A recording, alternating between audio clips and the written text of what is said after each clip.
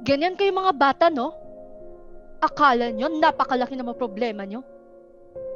Pagod ka na? Ayaw mo na? Bakit hindi tayo magpalit? Ikaw sumubsob rito sa trabaho, ako mag-inarte dyan. You're a good person. You're a good person, ma. Bakit ganito yung trato mo sa akin? Ayaw mo pa na babaeng anak? Mas marami bang na-achieve si kuya? O dahil nilayasan tayo ni Papa?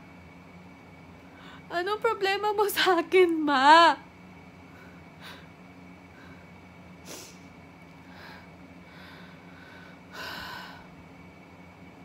Whatever it is, sana masaya ka na.